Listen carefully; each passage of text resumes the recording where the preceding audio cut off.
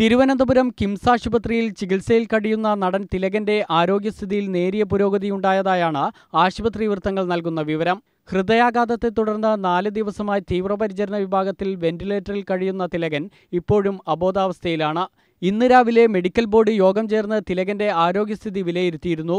അത്യാസന്ന നില തരണം ചെയ്തിട്ടില്ലെങ്കിലും ആരോഗ്യസ്ഥിതിയിൽ ആശാവഹമായ പുരോഗതിയുണ്ടായതായി ആശുപത്രിയിലെത്തിയ ആരോഗ്യമന്ത്രി വി.എസ്. ശിവകുമാർ പറഞ്ഞു. തിലകന്റെ ആശുപത്രി ചെലവുകൾ സർക്കാർ വഹിക്കുമെന്നും മന്ത്രി പറഞ്ഞു. ചികിത്സയിൽ കഴിയുന്ന പ്രിയതാരത്തെ കാണാൻ ചലച്ചിത്ര രംഗത്തെ പ്രമുഖരുമെത്തി. മകൻ ദുൽഖർ സൽമാനോടൊപ്പമാണ് നടൻ മമ്മൂട്ടി ആശുപത്രിയിലെത്തിയത്. തിലകന്റെ ആരോഗ്യസ്ഥിതിയെക്കുറിച്ച് ഡോക്ടർമാരുമായി സംസാരിച്ചതായും അദ്ദേഹത്തിന്റെ ആരോഗ്യനില മെച്ചപ്പെട്ടതായി ഡോക്ടർമാർ അറിയിച്ചതായും മമ്മൂട്ടി പറഞ്ഞു.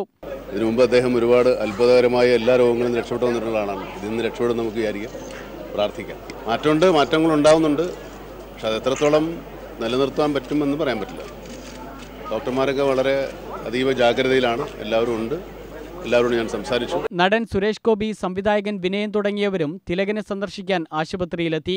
India vision, Thiruvananthapuram.